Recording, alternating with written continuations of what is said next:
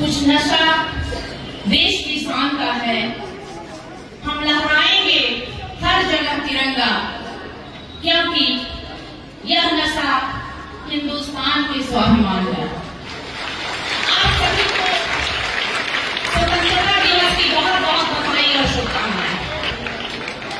साथ ही मैं चाहूंगी कि धूप बहुत तेज है, बच्चे अपनी जगह पे जहां थे वहीं पे बैठ जाएं। से नहीं डरते हैं, डरते हैं क्या? धूप लगती है क्या आपको? आप भारत के भावी कर्णधार हैं और आप में इतनी क्षमता होनी चाहिए कि आप 1 घंटे की धूप सह सकें, है ना? ओके। तो आज हम सभी अपने देश की स्वाधीनता का महोत्सव मना रहे हैं, उत्सव मना रहे हैं। ये स्वाधीनता हमें ऐसे ही नहीं मिली। सदियों की गुलामी, अमर शहीदों की कुर्बानी, यातनाएं,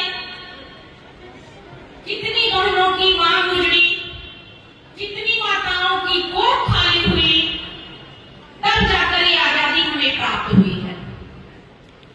और इस आजादी को सशक्त और मजबूत बनाने की जिम्मेवारी किसकी है?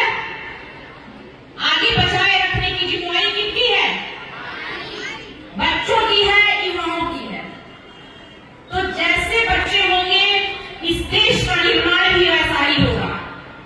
जब कभी भी प्रार्थनाएं होती हैं, विद्यालय में कार्यक्रम होते हैं, तो आपको यह संदेश जाता है कि आपका चरित्र कैसा होना चाहिए, आप में देश प्रेम की भावना कैसी होनी चाहिए, राष्ट्र के प्रति आपका कर्तव्य क्या होना चाहिए, समाज के प्रति आपका धर्म क्या होना चाहिए।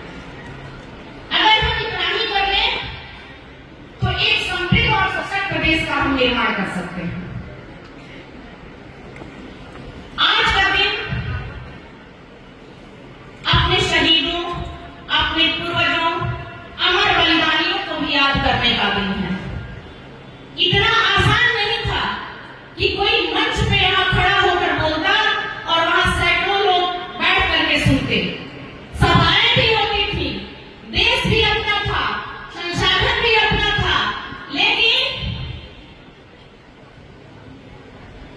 अंग्रेजों से छिपकर सभाएं होती थी, क्योंकि हमारा देश गुलाम था।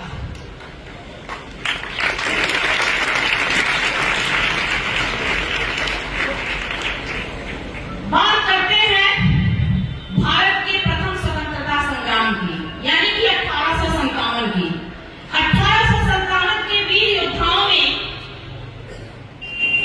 रानी लक्ष्मीबाई, झांसी की रानी, तात्या टोपे, बहादुर शाह जफर, मुगल के अंतिम बादशाह, और कैसे भूल सकते हैं अपने प्रक्षेत्र के उस 80 साल के बूढ़े वीर बांकुड़ा कुंवर सिंह को। मुझे नहीं लगता कि विश्व के किसी भी इतिहास में 80 साल का इतना बुजुर्ग, इतना वीर योद्धा हुआ होगा जो शाहबाद की धरती पर कुंवर सिंह ने कर दिखाया।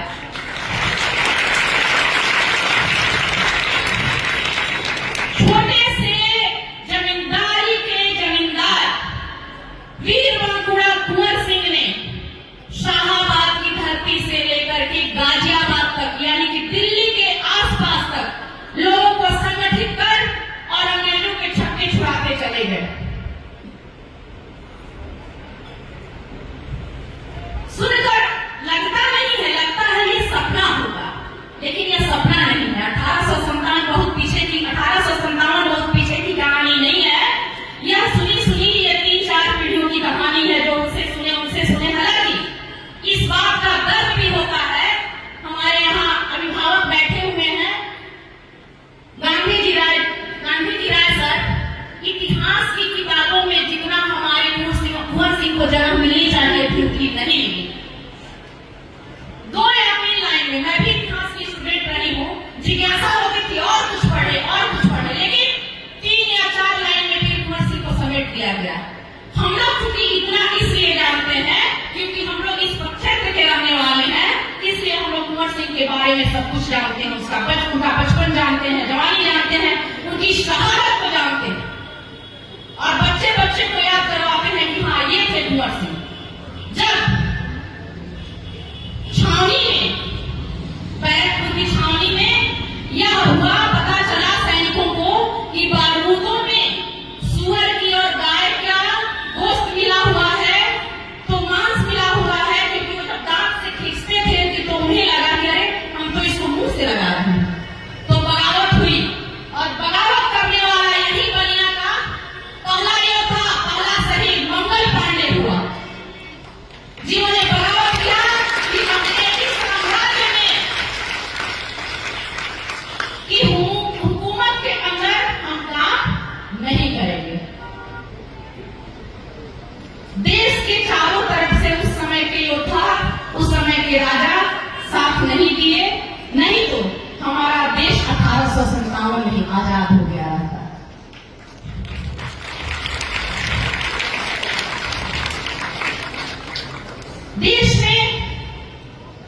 देश को स्वतंत्रता दिलाने में नाम बहुत सारे क्रांतिकारियों का आता है, जिसमें भगत सिंह, सुखदेव, राजगुरु, सुभाष चंद्र बोस, इधर मोतीलाल नेहरू, जवाहरलाल नेहरू, सरदार वल्लभ भाई पटेल, गांधी जी हमारे राष्ट्रपिता हैं। लेकिन हम सुभाष चंद्र बोस को, राजगुरु को, सुखदेव को, चंद्रशेखर आजाद को भूल सकते हैं क्या? नहीं भूल सकते। गांधी जी राष्ट्रपिता हैं तो राजगुरु, सुखदेव और चंद्रशेखर आजाद हमारे आइकॉन हैं, युवाओं के दिलों में बसते हैं। अगर प्रत्येक युवा उनके चरित्र को पढ़ ले तो इस देश को कोई आंख उठा करके भी नहीं देख सकता। अभी मैं बात कर रही थी संस्कार की। संस्कार की कोई पाठशाला नहीं होती है जहां बच्चों का नाम लिखवा दिया जाए और बच्चे वहां जाकर के संस्कारवान हो जाए। संस्कार मिलता है हमारे घर से, संस्कार मिलता है हमें विद्यालय से और संस्कार मिलता है हमारे समाज से।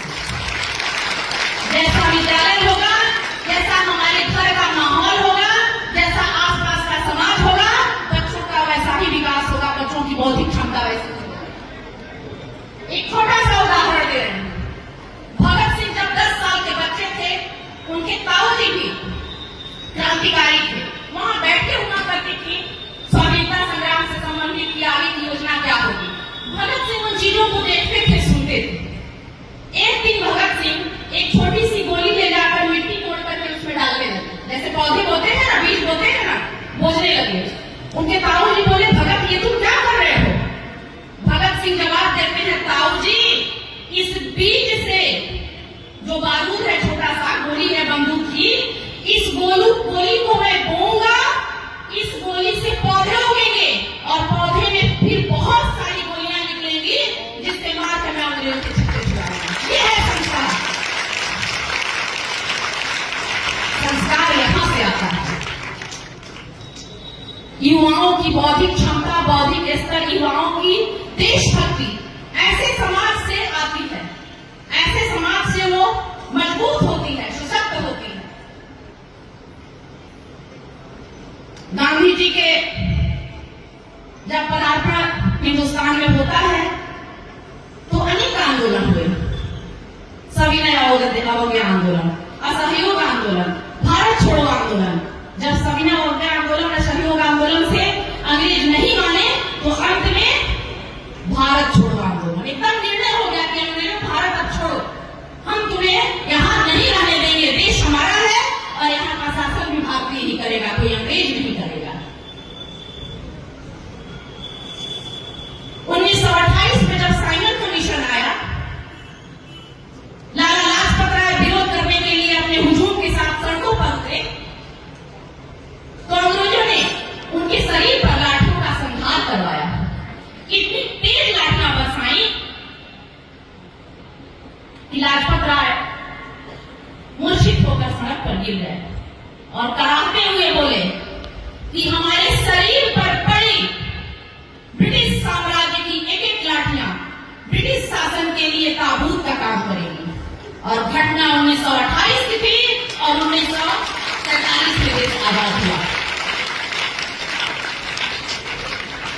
इस आजादी के लिए हम किसी एक या दो क्रांतिकारियों को, एक या दो शहीदों को हम पूरी तरह से नहीं कर सकते। बहुत सारी कुर्बानियां हुई, बहुत शहादत हुई। अगर गरम दल था, नरम दल था, तो गरम दल भी था। सिर्फ आप मुझे यहां मार रहे हैं तो ये भी मार लीजिए, इससे काम नहीं चलता है। शैतानों को शैतानों की भाषा से जवाब देना पड़ता है। देश आजाद हुआ 1947 की 15 अगस्त 1947 की आधी रात, लेकिन छाती पे एक खंजर लगा। वह खंजर था भारत मां का बंटवारा। बंटवारा किसके लिए? वैसे लोगों के लिए जो धर्म के नाम पर एक अलग देश की मांग कर रहे थे, जो आए तो थे देश को लूटने खसूटने और मांगने लगे हमारे देश का हिस्सा। हम कोई टिप्पणी नहीं करेंगे, लेकिन देश हमारा था, भारत मां की एकीकृत थी, उसे बांटा गया। जश्न मना, लेकिन आधे अधूरे मन से मना। आज भी धर्म के नाम पर एक देश हिंदुस्तान से बांटकर बना दिया गया, लेकिन वही देश हिंदुस्तान को बार बार धमकी देता है, बार बार हमला करता है। सामने से तो औकात नहीं है, पीछे से घुस करके पहाड़ियों के रास्ते, जंगलों के रास्ते औकात है क्या कि हमारी जल सेना, वायु सेना और थल सेना से वह भिड़ जाए? रत्ती भर भी औकात नहीं है। मुझे तो लगता है कि एनसीसी कैडेटों को भी खड़ा कर दिया जाए तो पाकिस्तान की सेना का सामने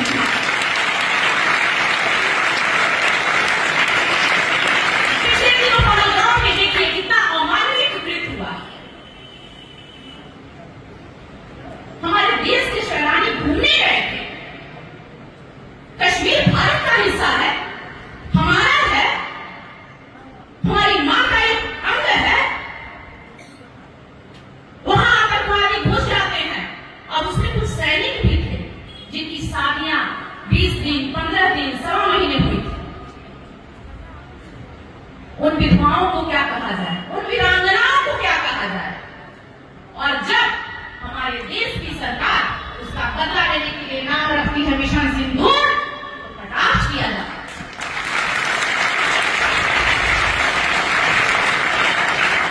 सिंदूर हम भारतीय नारियों का स्वाभिमान है और उस सिंदूर पे लोग कटाक्ष कर रहे हैं। मैं किसी पंथ का नाम नहीं लूंगी। आप नहीं मानते होंगे ईश्वर को, आप नहीं मानते होंगे हमारी भारतीय संस्कृति को, लेकिन हमारी भारतीय संस्कृति हमारे रग रग में बसी है, हमारी स्वाभिमान है। ये तिरंगा हमारा आन है, बान है और शान है। 15 अगस्त 1947 को देश आजाद हुआ।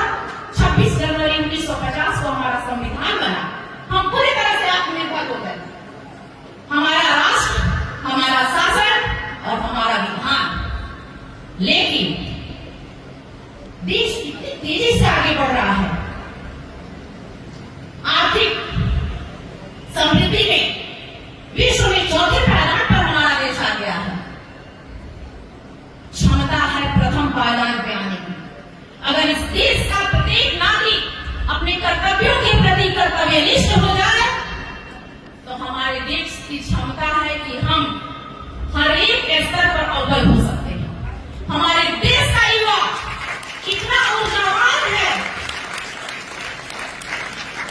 कि वह खेती करे तो मन से, इंजीनियर बने तो मन से, शिक्षक बने तो मन से। तो क्या इस देश की क्षमता वैसी नहीं है कि हम विश्व के प्रथम स्तर पर अपने देश को लाकर खड़ा कर सकते हैं? क्षमता है। झांकिए अपने अंदर, अपने अंदर की शक्ति को टटोलिए। ये मत सोचिए कि हम एक कुछ कर लेंगे तो क्या बिगड़ेगा। एक हाथ है और एक करके 5 उंगलियां होती हैं। एक उंगली को कोई तोड़ सकता है, लेकिन इस मुट्ठी को गिराने में और तोड़ने में समय लगता है। 135 करोड़ का देश है